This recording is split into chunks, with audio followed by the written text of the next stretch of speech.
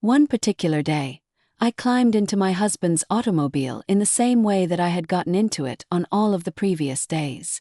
On the one hand, today would be different from every one of the days that had come before it. But on the other hand, today would be completely unlike any of those days. The moment that I began walking in the direction of the glove box, I was suddenly overcome with the want to take a look at the thing that had so rapidly captured my attention and aroused my curiosity. As soon as my eyes fell on a tube of lubricant that was intended for use in sexual situations, I was hit by a feeling of bewilderment and sorrow. I was eventually able to avert my gaze after what must have felt like an eternity staring at it without turning away. Considering the fact that Julian is my husband and that we have been married for 40 years, what circumstances could possibly explain how anything like this ended up in his truck to begin with? In the past, it was not something that he ever brought up with me. To do that was a departure from his usual behavior. Despite the fact that my companion and I had previously been through both good and awful situations together, I was made aware of the fact that there were aspects of his life that I was unfamiliar with at that specific moment in time. It seemed as though there was an element that did not completely correspond to the others. I was overcome by a flood of thoughts as soon as my attention became focused on the tube. I maintained my silence completely and totally about the subject in question. I did not wish to comment on anything because nothing really came to mind that I wanted to say. I took a deep breath in an attempt to slow the rapid beating of my own heart. My hands, on the other hand, were trembling in an uncontrollable manner while the wind was blowing. Despite the fact that I was standing at the very edge of a cliff and gazing into the void that lay below, I discovered that I was unable to avert my gaze from a sight that I was not allowed to witness. I had never previously been familiar with this feeling, and I had no knowledge of the source from which it originated. It was so quiet that it was almost frightening. The suffocating silence that around me was so intense that my mind raced in spite of the quietness. I was cognizant of the assignments that I would need to do in the future. I made the exchange of the tube for a different object without making a single sound during the operation. Therefore, I can be assured that I did not produce any noise. This particular type of adhesive, which is a form of industrial glue, possesses a strength that is far larger than that of superglue. It is the kind of glue that would not budge from its position under any circumstances, and it is also the kind of adhesive that would be quite challenging to remove from the surface of someone's fingers. I did not have a full understanding of why I had taken the actions that I had, but I did have the feeling that it was the only thing that I could do to regain control of a situation that I had not yet been able to fully comprehend. I was completely oblivious to the circumstances that would transpire in the future, and had no premonition at all of the events that were to take place. In spite of this, I did got the impression that this was the beginning of a story that I was not prepared to hear at that time. While I was in the process of putting the tube back into the compartment in the glove box, I was instantly overwhelmed by a flood of recollections of all the years that Julian and I had spent together. In the course of those years, we established a life for ourselves as a couple and settled into a house that we built for ourselves. We become a family as a result of going through this journey together. What kind of thoughts must have been going through his head in order for him to acquire the impression that it would be possible for him to conceal this from me without being discovered? There is a seemingly infinite number of reasons that he may have had for choosing to keep it hidden away in a place that would be the furthest thing from my mind. He could potentially argue in his defense along what lines of reasoning. It was as though there was a constant hum in my head because of the questions that were occupying my thoughts without interruption, and not a single one of those queries had an answer. I was constantly preoccupied by those questions. They never left my mind. I continued to sit there, gripping the steering wheel with both of my hands as I fought against the feelings of fear and anxiety that were trying to overwhelm me. I merely wanted to ask a couple more questions. It was the customary buzzing noise that the engine made, but it gave the impression that this noise was an indication of anything that might go awry. That was evidence that there was something that was not in the location where it was supposed to be. I was acutely aware of the gravity of the situation, and as a consequence, I was experiencing a significant amount of stress. You got the impression that you had a huge rock wedged in your chest, which was making it impossible for you to breathe. I had no choice but to acknowledge the actualities of the situation since they were precisely that. I was left wondering whether the sentiments that I was experiencing were a true representation of my emotions, or if they were merely the product of my imagination. The decision about which of the two alternatives was the correct one was mine to make. On the flip side, if I were to go to that location, what kinds of things could I possibly come across there? What would happen if I were to go ahead and unlock as well as open the door? I had the impression that it was really vital for me to get over the feelings of panic that stemmed from my anxiety over things that I did not understand. I felt like I had no choice but to put those feelings behind me and move on. I had reached a moment in time at which going back was no longer an option. I had surpassed this threshold, and I was resolved to see this through to the end, no matter what. I needed to find my way back to the house when I exited the vehicle. I had to put in a significant amount of effort in order to keep my legs straight while I was doing it. I was able to determine that Julian was experiencing exhaustion due to the loudness of the heavy footsteps that I could hear coming from the space above me. Over the period of the months that had elapsed, the oppressiveness of the silence that had been hanging over the two of us had been steadily rising. We had become completely different people. The relationship that we had shared with each other years before was no longer the case. It was as if the intimacy that we had previously experienced had been changed into a recollection of a time that was a great distance away from the present moment, something that I had once assumed would continue to exist for all eternity.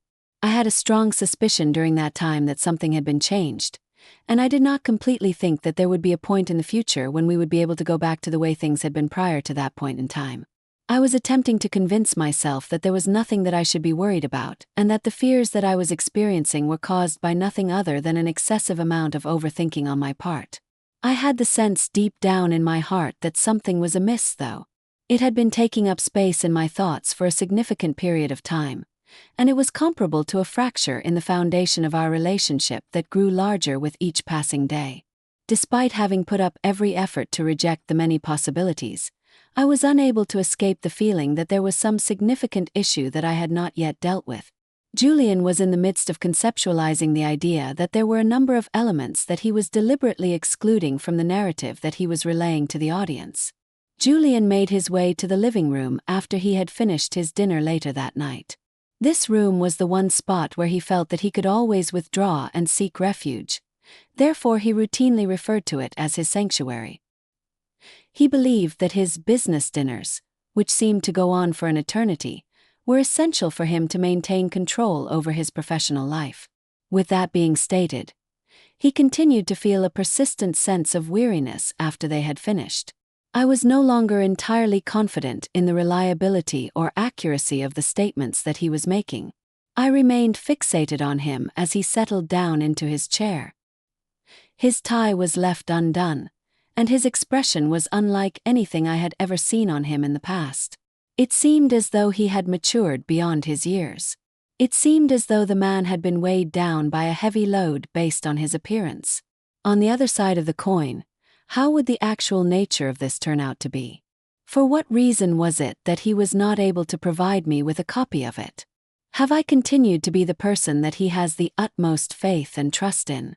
I walked over to the kitchen and sat down at the table, where the light that was emanating from the clock that was hanging on the wall cast a gentle and agreeable glow over the entire room. I was sitting there, losing myself in my thoughts and taking surreptitious peeks at the clock. I do not have a very good understanding of the amount of time that I spent there. It appeared as though the silence that enveloped us in that moment was a defining feature of the space, and that there was no possibility of it ever changing.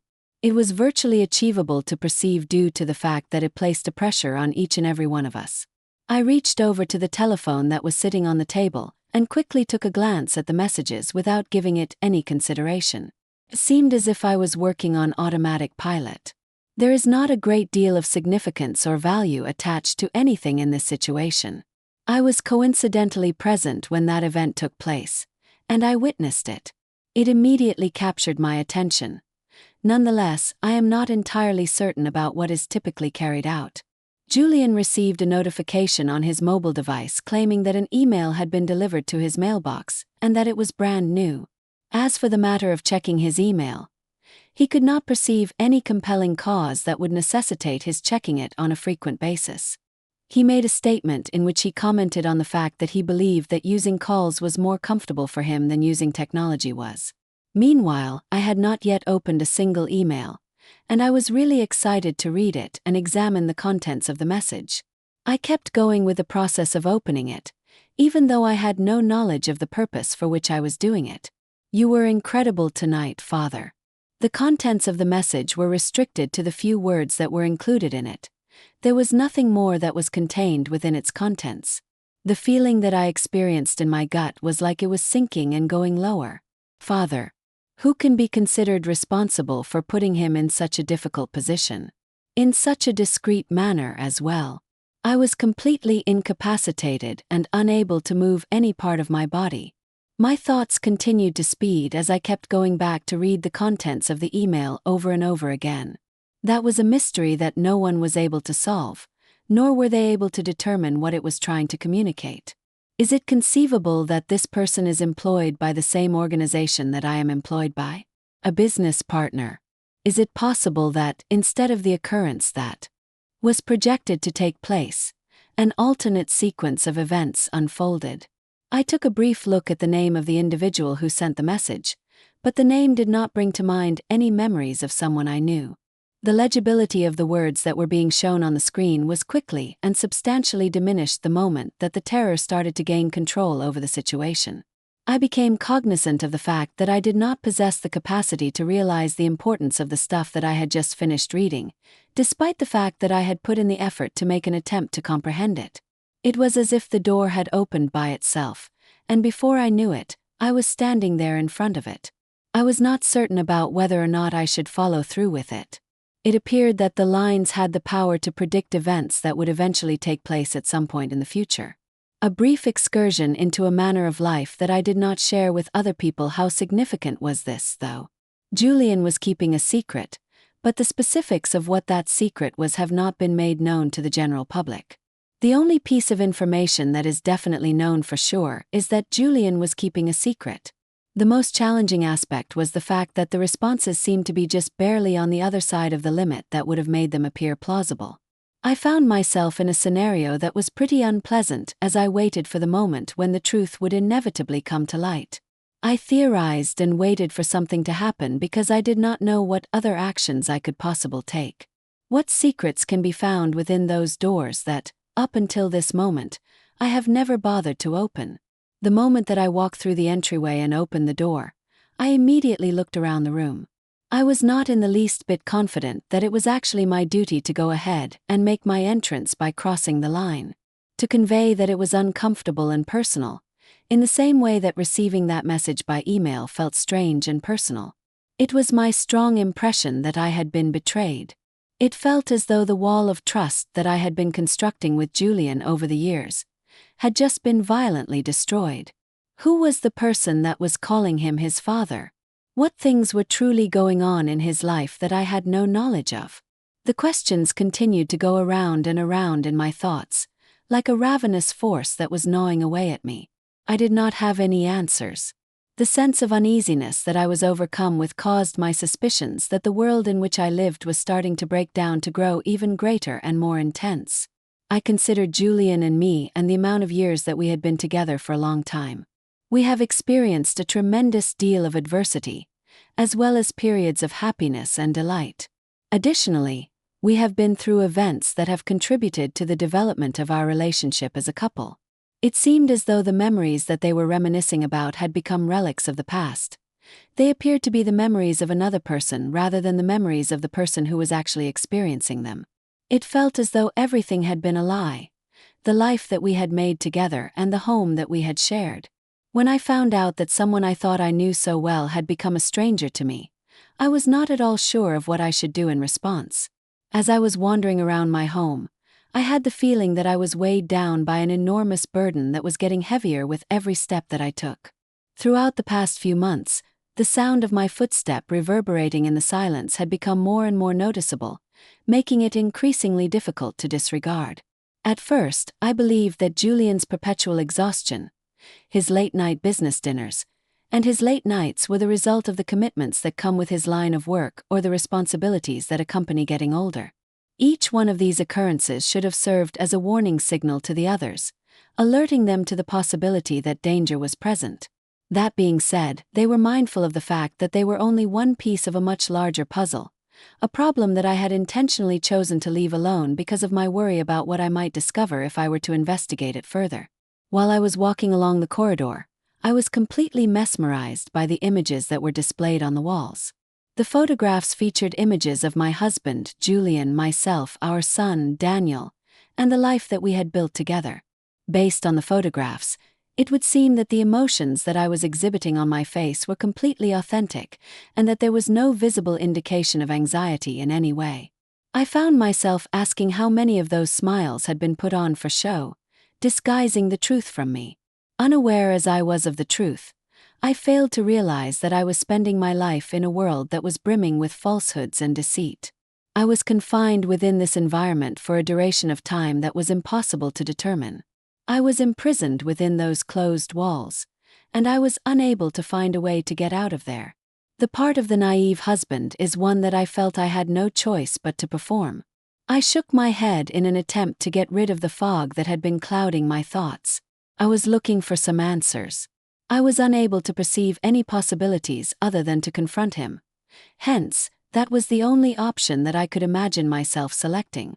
Considering the circumstances, how can this possibly be accurate? What will happen if it should occur that I am operating under the premise that something is the case while it is actually not true? If my enthusiasm is getting the upper hand, it could be causing my thoughts to race to the point that I am unable to control them. What should I do? The fact that I was scared that I was wrong left me completely powerless to accomplish anything.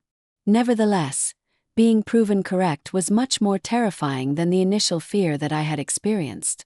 I felt like I didn't have any control over anything because I was certain that Julian was keeping secrets from me and living a life of which I was unaware. I had the impression that I was losing the life that I had made alongside him. It was as if I were losing small pieces of it little by little.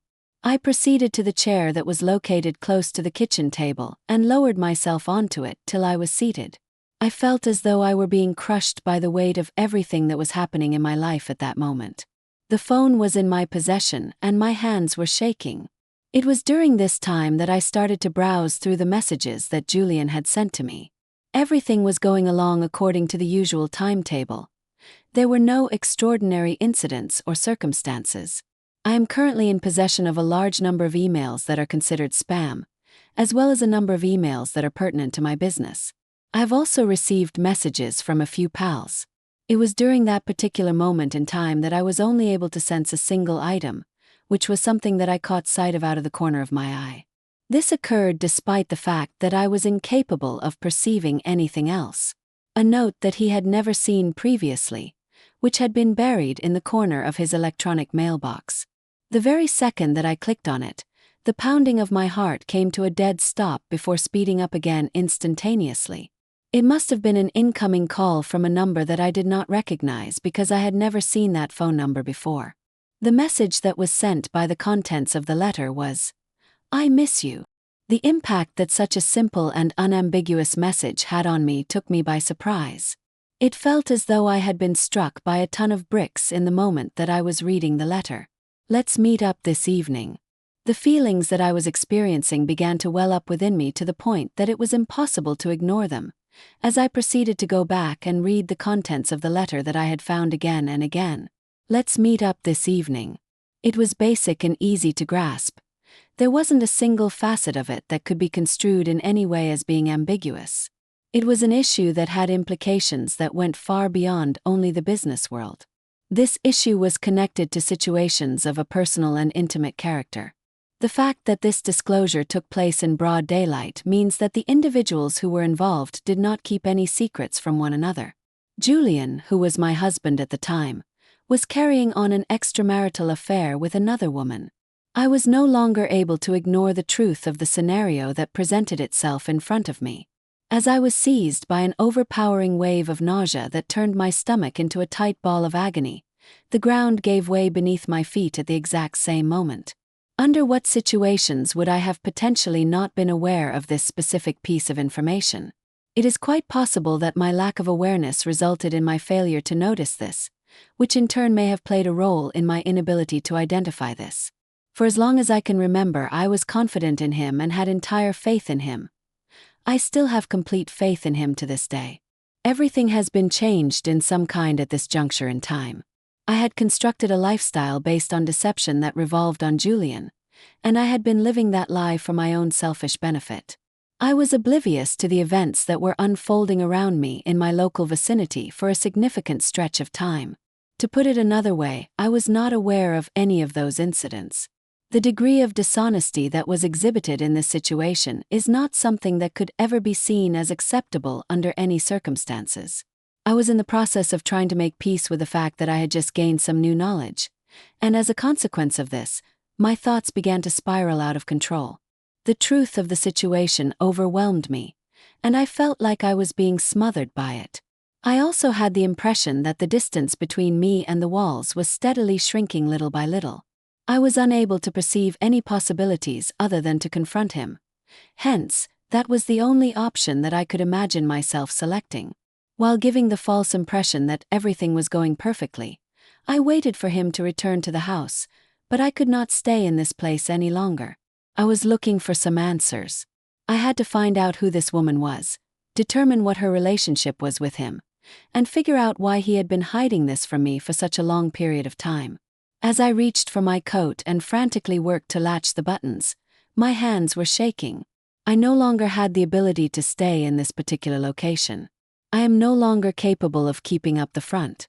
I was adamant about finding out the truth regarding the situation, no matter how much money it ended up costing me. As I was walking out of the house, I was completely preoccupied with my thoughts. I do not see at all clearly what it is that I had anticipated that we would have in common. Following the fact that he had gone through all of my belongings in their entirety, why was it that I was required to maintain eye contact with him? As soon as I became aware that there was a possibility that I would have to engage with him, I felt overcome with feelings of horror and wrath. As a result of that, my heart rate increased. In order to show him the extent of my affection and support and to provide him with aid, I have been there for him for a considerable amount of time. Throughout this entire length of time, I have been by his side. In that very moment, I had the sensation that I had reached the very brink of a precipice and that I was looking down upon the remnants of the life that I had led in years past. I had no other alternatives available to me. The only thing that I was able to do was continue on with my journey. I was absolutely resolved to discover answers to all of the questions that I had posed, even if the process of arriving at these answers was going to be exceptionally challenging. I had put in a great deal of hard work to reach where I am now, and I was not going to let anything stand in the way of my achievement. I went to the location that I had decided on in advance at some point in the past. This specific location is the origin of this specific point in time that we can track back to. I was experiencing an intense emotional state that was defined by a combination of perplexity, despair, and anger all at the same time. My drive to discover the truth is the source of my unwavering perseverance, despite the fact that I must overcome numerous obstacles along the way. After I had thoroughly evaluated all of the circumstances, I to the conclusion that I could no longer tolerate the lies that he was spreading and would have to take action in order to fix the issue. Seeing it with my own eyes and hearing it directly from his own mouth was something that I felt was quite precious. Even after I had reached that goal, I would continue to be ignorant about what measures I needed to do in order to make further progress in the situation.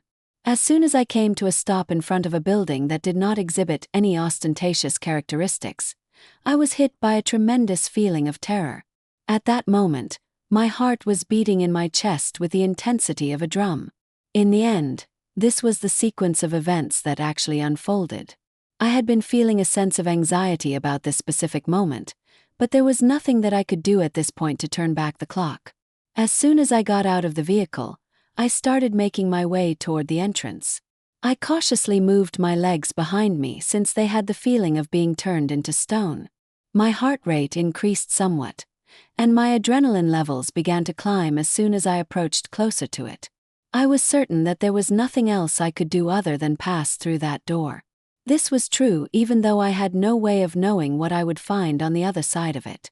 I had the feeling that it was my obligation to recognize its presence and address it, regardless of what it ended up being. It was a fact of the circumstance that the truth was something that had to be revealed to the public. I stretched out my arm in order to acquire a firm grip on the handle, making certain that I did not display the slightest tremble, despite the fact that my palm was exceedingly chilly. The door swung open after I let go of the latch, as a consequence of that particular movement. As soon as the door slammed open without warning, I felt a chill run down my spine the very next second, directly after the moment that I was overwhelmed by a surge of icy air. The room that was positioned further back did not receive enough illumination to be adequate. It seemed as though the shadows that it cast were animated by an external source. It gave the impression that they were moving as if they had a life of their own. As soon as I stepped inside the threshold, I was immediately overcome with the undeniable sensation that my breath was becoming stuck in my throat. I took a quick look around the space and paid close attention to all of the elements that were contained within it. I found the silence to be extremely disturbing.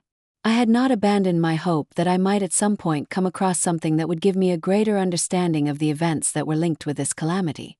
I found myself in a situation in which everything was unknown to me, and the only thing that I was able to see was the burden of tyranny that accompanied it. What sequence of circumstances has led me to be in this location?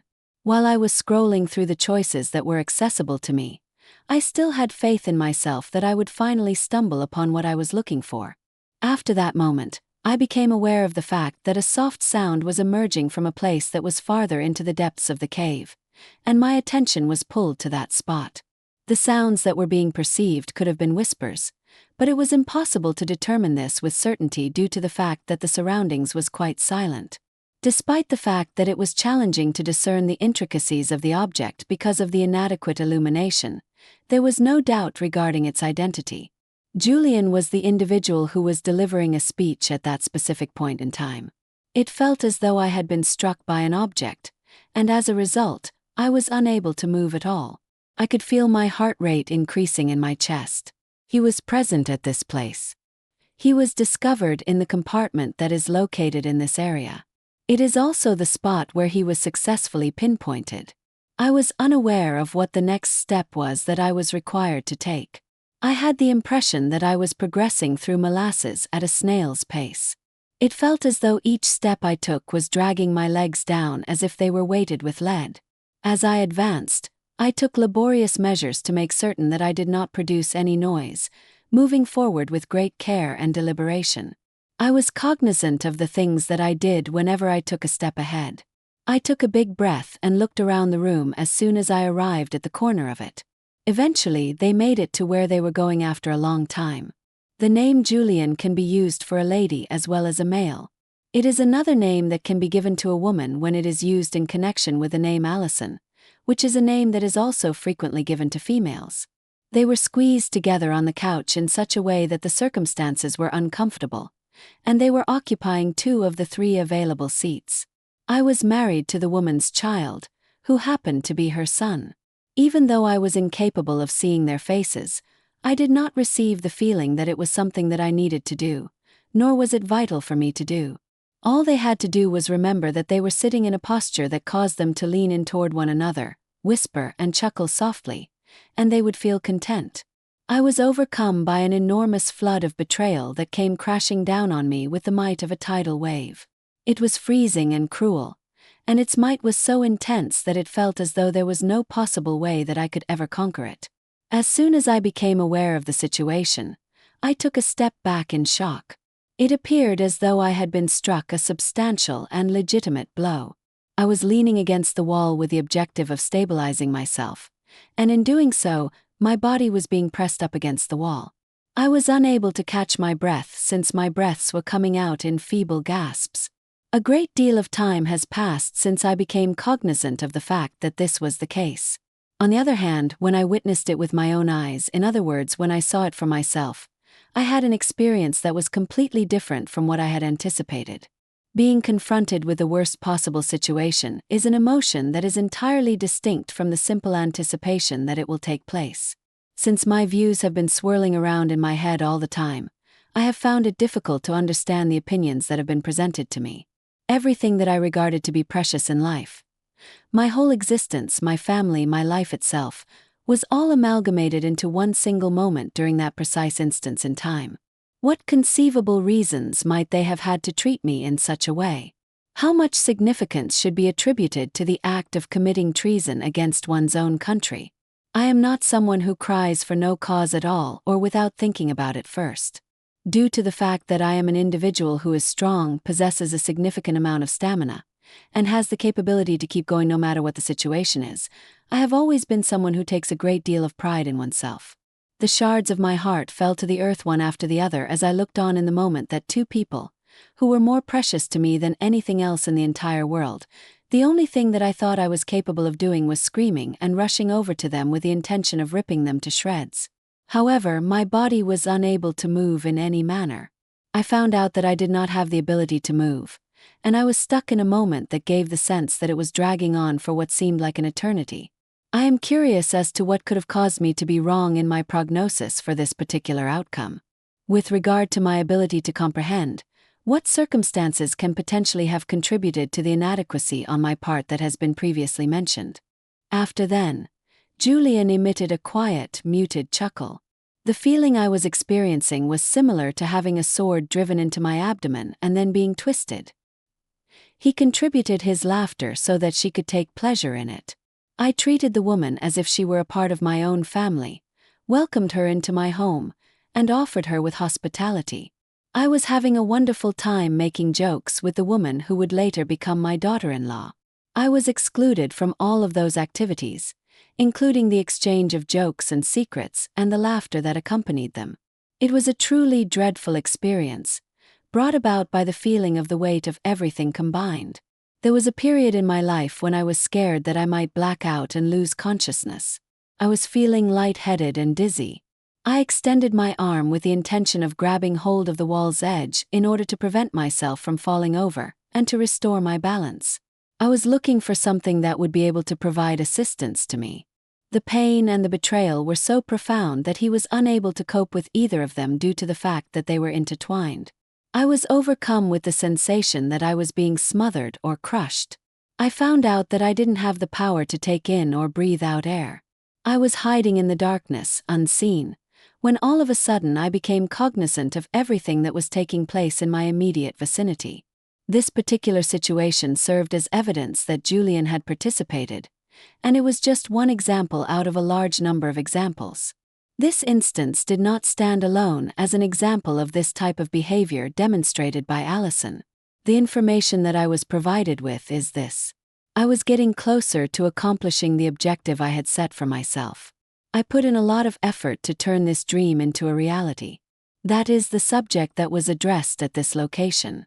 It seemed to me that I was on the verge of losing my ability to exercise control over my life, my family, and my future. I was not going to sit back and do nothing and let it happen. That situation is no longer applicable. I was going in circles at an extremely slow pace, and my pulse was hammering in my chest while my brain was in a whirl. I considered it to be of the utmost significance for me to leave this location. There is no way for me to have a look at them at the current moment. This is not how it is done. It was my opinion that it was of the utmost importance to take a step back from all that had just transpired and give the situation some thought. It was something that I thought to be vital to take some time to focus about the things that I should do in the future. I took deliberate, slow steps toward the entryway, being careful to ensure that I did not make any sound. My goal in doing this was to avoid drawing any kind of attention to myself. This time around, I found it significantly less challenging to decipher what Julian was saying when he spoke. This took place at the same moment that I was making an effort to put my hand out further in order to get a grasp of the handle. The vocabulary and prosody that he employed on a regular basis throughout his conversation with Allison were characterized by a soft and close nature. Is that anything that you truly think to be true? He made the following statement in reply to that comment. I do not have any faith whatsoever in our ability to continue doing this without her becoming aware of it. There is simply too much risk involved. Even though Allison's voice was only audible as a whisper, I was able to discern the chilly undertone that was there in it. It crept in almost as if it were being murmured. There is nothing for you to worry about. We have already developed a strategy that includes every action we will need to take in the future. The material in question is not going to be released to the public at any point in the future. She is not going to have even the faintest suspicion that anything is wrong. When I heard the comments, it was as though I had been slapped in the face. They had the same impact on me. Prior to its occurrence, they had already taken care of all the necessary preparations for this tragedy. Every aspect had been properly planned out and prepared for by them. The action of betraying someone was not the result of a single impulsive or unpredictable thinking. Rather, it was the result of a more drawn-out process. This was by no means a coincidence. This had been meticulously planned and performed with utmost perfection. They had been collaborating for several months, and it is possible that they had been conspiring against me behind my back for an even longer period of time. They had maliciously and with a great deal of premeditation crushed my self-confidence and my affection for them. I exited into the hallway with my hand shaking the entire time as soon as I discovered the handle. I did not turn my head nor did I glance in that direction. I did not cast my eyes in that direction. There was no manner in which I was able to pull that off. I was terrified that if I were to do that, I would lose all control. I had a nauseous sensation in the upper part of my stomach that was so strong that I couldn't overcome it. I have arrived at the moment in time when I will no longer be able to remain in this area. It is time for me to depart. I was under the impression that I needed to get out of the building instantly. I needed to go before I did anything that I would look back on with feelings of regret. I raced down the stairs as quickly as I could go in both directions. There were a lot of things going through my head at a fast rate. I needed to get away from all of those things and from everyone else, and I needed to do it as quickly as possible. In order to select what course of action I wanted to follow next, I needed to take a step back and collect my thoughts. I had no other choice. I had to leave this place of abode as soon as possible. As a result, I felt that I had no other option than to forsake this way of living. I shall never forget their dishonesty as long as the weight of their lack of candor continues to cast a shadow over me. I started to cry as soon as I took my first step outside. I took a deep breath in an effort to calm my jitters down. This proved to be useless, though. I fought to keep my composure in the face of a gigantic wave of emotion that was on the verge of completely overwhelming me. It was with much effort that I maintained my composure, as I was trembling all over. I had come to the point where I was no longer able to maintain control of my emotions. I became aware of the fact that my eyes were welling up with tears, and I was helpless to stop them from continuing to flow. I paced back and forth across the driveway, utterly consumed by a sense of perplexity and bewilderment that surrounded my thoughts and grabbed control of my head. What possible explanation could they have had for treating me in this manner? My husband, Julian. How could he betray me in this manner after 40 years of marriage? In what way could Allison, my own daughter-in-law, commit such heinous act against me? I was bombarded with inquiries, and each one was even more agonizing than the one before it. The pain that I was experiencing was so widespread and so intense that I was unable to think of any method by which I might possibly remove myself from it. After my world fell apart, I was unaware of the steps I needed to take in order to reconstruct the parts of my existence. I was still trembling the moment that I arrived at my vehicle. With my hands shaking, I opened the door and got into the vehicle. The clang of the door reverberated down the quiet street after I slammed it shut. The keys were inserted into the ignition, but I forgot to turn the engine on. I was simply sitting there, staring at the dashboard and attempting to return my breathing to its usual rhythm. I was desperate to leave that location and go somewhere else, any place other than where I was at that particular moment, just to get away from the misery. Regardless of this, what other options do I have with regard to where I could go? What must I do at this juncture in time? I had set forth on a quest that would not allow me to go back on my decision. I did not have the slightest inkling of where this path would take me, but I was well aware of the fact that I could not go back to the manner of life that I had followed in the past. I would want to stress that I do not have any acquaintance with the man about whom you are speaking. Not to the woman who had deprived me of all of my personal effects. I had been living a life full of deception, but I was on the approach of finding out what the truth really meant. I drove off into the darkness when I turned the key in the ignition and started the motor of the vehicle. I was more determined than I had ever been in my life before, despite the fact that I did not know what the future had in store for me. My knuckles turned absolutely white from the amount of force with which I held the steering wheel as I drove into the darkness. The roads appeared to run on for miles and miles without end, and they were covered in confusion and disorder, just like the unknown route that lay ahead of me. I was not cognizant of the direction in which I was heading, but I was quite confident that I could no longer continue living that lifestyle or remaining in that place. All at once, I was experiencing emotions of agony, wrath, and disillusionment that were extremely intense.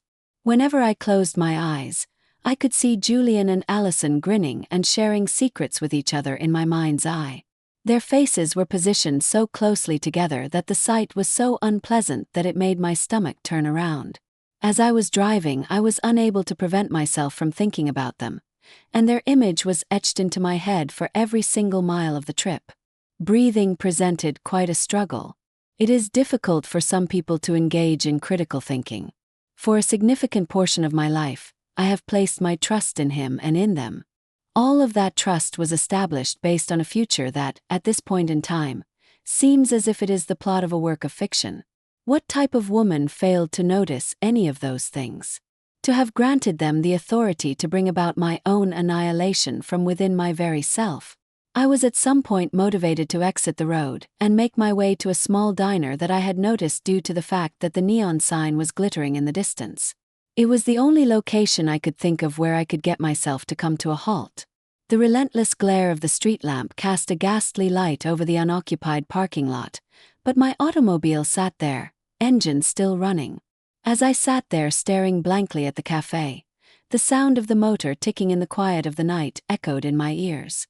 I did not have the slightest notion of what time of day it was. The distinction between 1 hour and the next had become impossible to discern.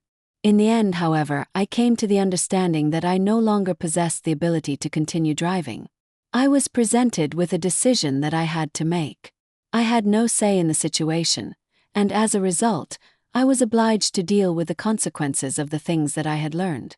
I made my way over to the diner as soon as I got out of the truck, feeling weak and shaky on my feet. I was trembling, and I had no idea where the shaking was coming from. It is possible that the cold was the cause of it, but it is also possible that the shock that I had experienced as a result of all that had transpired was the cause. The instant that I swung the door open, I was instantly surrounded by the warmth that was emanating from the inside. It washed over me like a wave, and in the air, it created a gentle jingle to resound. I took a peek around after I had entered the room. My gaze wandered across the small number of customers who were sitting at the counter, drinking coffee or eating pie. I walked in and stepped up to the cash register. A woman who appeared to be in her 30s with dark brown hair glanced up from behind the register. Her face had a look of fatigue on it. I walked over to a corner booth that did not appear to be occupied by anyone else when she gave me a tiny nod. She approached the table where I was sitting while having a notepad in her hand, and her goal was to take my order for the food that I planned to eat. I grabbed a seat and had a look at the menu, but my mind was concerned with other issues, so I wasn't paying attention to what I was going to order. It seemed as though the entire earth was rotating at a pace that was ludicrously rapid. I found it difficult to unwind because I did not know what sorts of things I could do on my own. "I'll have a cup of coffee," I said, barely thinking about what I was saying, and paid no further attention to it. All I wanted was something to keep me grounded in this swirl of emotions, something to hold to. She proceeded with her journey after she gave me a nod of acknowledgement. I made an attempt to gather my thoughts as I was in line waiting for the coffee to complete brewing. As I gave the subject further consideration, I got more and more perplexed. I was under the impression that I had a responsibility to make up reasons for all of the incidents that had occurred. What was the part that Allison played in Julian's betrayal? I was so easily distracted that I failed to notice the warnings. Why was this the case? I have committed a large chunk of my life to developing both this family and this way of living. I had renounced a great number of things in order to guarantee that he had everything that he required and that we had everything that we needed as well. I had made my peace with the reality that I would be forced to sacrifice certain aspects of my identity, but I never imagined that I would be deceived by anyone. I really did not anticipate being replaced, and I certainly did not anticipate being subjected to lies for such a lengthy period of time. I had constructed my life on the foundation of trust, and all of a sudden, everything began to disintegrate.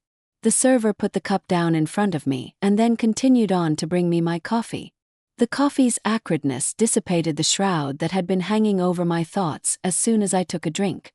I did not experience the least bit of comfort, despite the fact that deriving solace from this would have been a quite simple endeavor. I found myself experiencing the absence of anything instead. I did not sense the least bit of warmth flowing from the cup. It felt very cold. It did not exhibit any positive benefits at all, and there was not a single thing that was beneficial in any way. I knew that going back was not going to be an option for me. I was completely aware of this fact. I did not have the capability to return to Julian. I was unable to keep up the pretense that I was unaware of the truth and that everything was fine. Regardless of that, what order of events would I need to follow up with next? What was I expected to do with the existence that had been chopped up into pieces? After I had invested a significant amount of time in the development of anything, it appeared like all of the effort that I had put out to create it had been completely in vain, particularly in light of the fact that I had devoted a big amount of time into its development. How can I begin the process of rebuilding? After everything has fully disintegrated, what would be the smartest course of action for me to pursue? I was absolutely drained by the burden of carrying the weight of the entire world on my shoulders for what felt like an eternity. I allowed the quietness that filled the restaurant to engulf me as I stayed silent for a little moment and closed my eyes. Although it was simply a short interlude from the stress, it did not last for much longer than that. After having been absent for some time, the pain returned, bringing with it a greater intensity than it had previously manifested. That was an unavoidable situation. There was no way for me to escape from the knowledge that I had. I had witnessed the complete antithesis of the events that had been described to me. I pushed myself open my eyes and take another drink of my coffee, compelling myself to conquer the terror that I had about the events that were going to transpire. I was resolved to do everything in my power to prevent myself from being overcome by this. I was responsible for maintaining my strength and determining the course I would need to take in the future. It was difficult, though. Everything appeared to be excessively enormous and overburdening. For the greater part of my life, I had been in a relationship with the same individual, and I had resided in the same location. Recently, though, everything had undergone a transformation. It would appear that there would be nothing that stayed the same. It didn't feel like anything that was happening was real. The waitress gazed at me for a brief minute after refilling my coffee cup without uttering a single word, and then she went on to the next thing on her to-do list. My desire to have the same characteristics as her grew stronger as I watched her walk away from me. I yearned to be a person who did not have to go through the conflicting emotions that I was going through at the time. I harbored a strong desire to be a person who could progress through life without being held back by the feeling of betrayal that was hanging over their head like a dark cloud. I, on the other hand, did not happen to be her. I made the decision to portray Juliet as a character. It was my duty to handle this matter in a responsible manner. I had no choice in the matter. I was compelled to acknowledge the state of affairs. Regardless of how much misery it caused me, I had no other alternative than to accept it. There was no other option for me except to get out of there. It was inevitable. Eventually, after a considerable period of time had passed, the entire globe was eventually made privy to the truth. I needed to make a decision regarding what I was going to do with it at this point in time.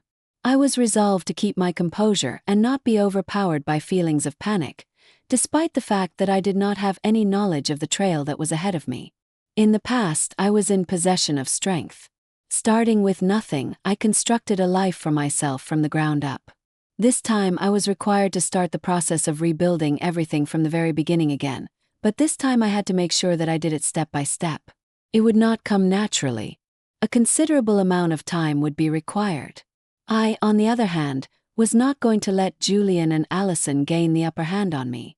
I had invested so much energy in the creation of something real that I would not have given up on it so quickly. Once I had paid the check, I exited the coffee shop and ventured out into the frigid air of the night once again. This time, on the other hand, I did not experience the same feelings of distress that it had previously elicited from me. I was ready to deal with any event that presented itself. There was one thing that I was certain of. I was not going to allow this to defeat me. I did not have the faintest inkling of what the path ahead would lead me to. This particular instance will not occur, and I can say that with complete confidence. Did you like my story? And which city are you listening from? Let's meet in the comments. If you like the story, you can support me by sending a super thanks so I can keep bringing more stories like this. Thank you so much for your sweet support. I'm looking forward to your comments on the story. On the screen you can see 2 new life stories that I highly recommend. There's so much more on my channel. Don't forget to subscribe. See you in the next life story. With love and respect.